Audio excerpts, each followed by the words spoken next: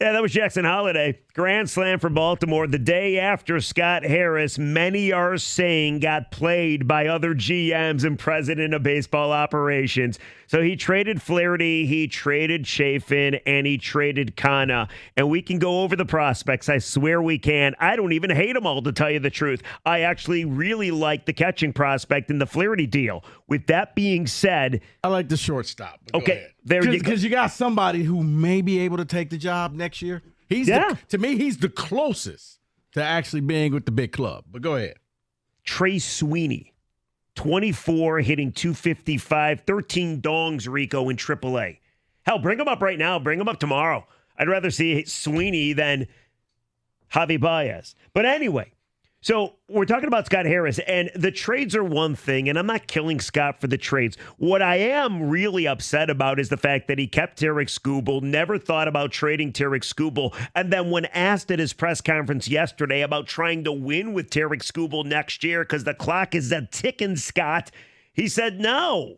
He wouldn't answer it, but every answer he gave you no confidence that they're going to so-called go for the division next year or go for the postseason next year. So I ask you, why the hell didn't you trade Tarek Skubal?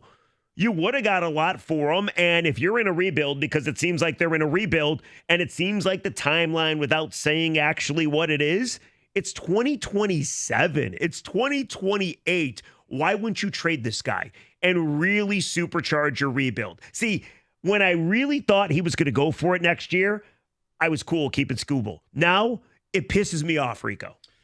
It does. The only thing I will say positive, well, a couple positive things. He went out there and he actually made some trades, but they were just kind of meh trades. It was kind of like his off season where he brought in players. Yes, he went out there, he tried to improve the team, but it was nothing earth-shattering. Neither were these trades. Now, the other thing I will give Scott Harris credit for, he had a plan B.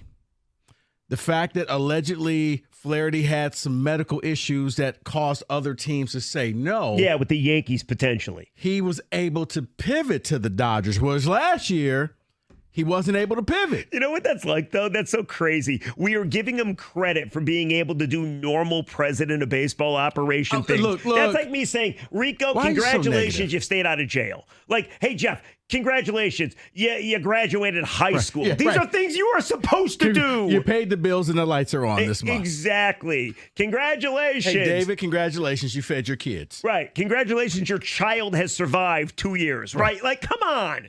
But he was. He pivoted, so I'll give him credit for that. He was active, but, man, you were holding all of the cards. Everybody in baseball was looking at you. What are you going to do? And this is the haul that you brought back in. It is underwhelming. And then, once again, when pushed to, well, when does this team finally take off? When do you actually become contenders and winners? Because here's the other thing. For years, Rieger, and I know people will say, well, he wasn't here. But it was because of the money that you owed Miggy. And once Miggy's contract is gone, and that'll free up, and we'll have this money to spend. And it's almost like you're saving it for your IRA account. Like, what are you spending this money on? You're not trying to be competitive. You're not trying to bring in people who can help you win now. You just wasted a year of Skubal. Sounds like you're going to waste another year of Skubal. And for what? What's the end game? It's Unless like, Scott, you trade him in the winter. No, but I don't think he will. If you didn't trade him now, I agree with everybody who's trading him in the desperate. winter. Now, for everybody who says, well, you guys always keep saying trade Skubal's safe. He's safe because I think even next year he will not be as valuable as he was this year. I would agree. He might not be as good. We don't know. Nobody knows anything. By the way, the 4 prospects that Harris was able to get, they've now updated the Tigers' top 50 prospect list. Eric Silva's at number 25, Trey Sweeney, your guy at number 24, Joseph Montalvo at number 20, and the catcher first baseman they got in the Flaherty deal is now the 5th best prospect in the Tigers organization. Take that for what you think it's worth. Let's go to Ian. You're on the ticket. What's going on, Ian? How are you? Good afternoon, gentlemen. Always a pleasure. Good afternoon. I was telling your call screener I had one word for Scott Harris when he was talking to you and Wojo and those guys yesterday. Nauseous. I mean, God dang, really? What are we doing here? And what are you presenting to the fans? Another year of mediocrity and another year of, hey, by the way, guys, no free agents are going to come here and play in Detroit. Why? Because they look around, they see the team, and they're like, why would I come here? It's going to be awful. And on top of it, you guys hit it right on the head. If you don't trade Skubal now, you're not trading him in the winter. And you should have traded him now because you would have got a pretty big haul. And again, Scott Harris dropped the ball. Either he pushed for too much, or he didn't get enough for the deal, and he should have pulled the trigger. And those trades he made yesterday, guys, those were just like, here you go. I decided to pay my electric bill on time for once in a while, and here you go. Or I paid my cable bill or my phone bill. Those trades aren't earth-shattering at all. No, very underwhelming. I mean, you made moves for the sake of making moves, but just underwhelming is how I came across with the end of the day. And, yeah,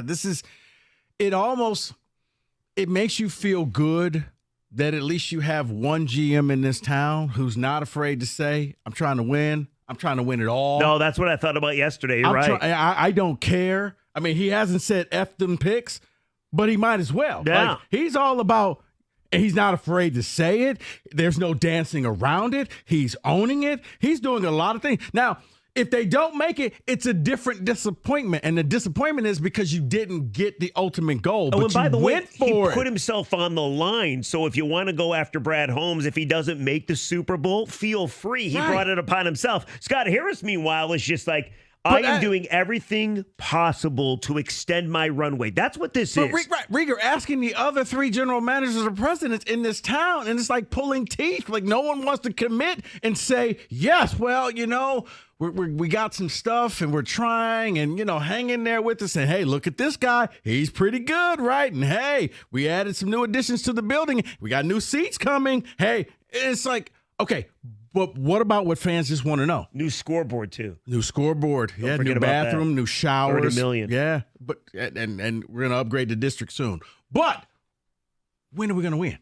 When are you going to see a title? When are you going to be competitive? That's what every fan – that's the question you want. You don't care about it.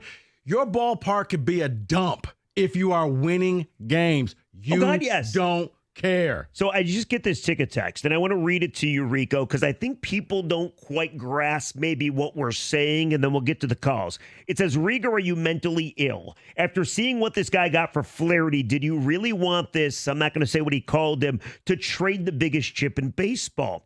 Well, here's the problem. Whether you trust Scott Harris or don't, Tarik Skubal's leaving you in 2 years. He's not re-signing at age 30 in Detroit. He's leaving you regardless. So why wouldn't you put him out there and grab something massive? I refuse to believe that you couldn't get a huge call back. Here's the other thing. We're led to believe that Scott Harris, his asking prices were astronomical. They were too much. And that's why at the end of the day, he didn't maybe get as much as he wanted. You would have had every right in the world to ask for the world and the sun and the stars and Michigan State football for Tarik Skubal. And you probably would have got it. Yeah. You hit upon something. I don't have the trust. I said I was going to give him to this trade deadline. It's not there. Now, is he doing his job? He's doing his job, but it's just mediocre. I don't expect big things out of this person. He's doing his job, okay, while at the same time, he is making sure not to do anything to actually put him on the proverbial clock. Right. Like, his runway is endless. At what point is he going to make a move that we can actually judge the guy that's going to maybe benefit the baseball team? Like, I got to tell you, Rico, everybody has their certain breaking points, and I'm not saying fire Scott Harris, but if next year's offseason comes and goes, and it's very similar to this year's offseason, and you see a similar product next season, then what are we doing here? And why'd you keep that pitcher? Rieger, it's underwhelming. It almost feels like he's the role player of presidents and GMs. He kind of does his job, but he's not a star. He's not somebody that you're going to brag about. He's like the Brandon Inge of baseball presidents. He's okay. That's about it. 248-539-9797. A lot of people want to talk. A lot of people are fired up. We'll get to everybody. It's a post-Harris trade deadline therapy session. I think that's what we call it. Or you call it the Valenti and Rico show. 97 won the ticket. I like that one.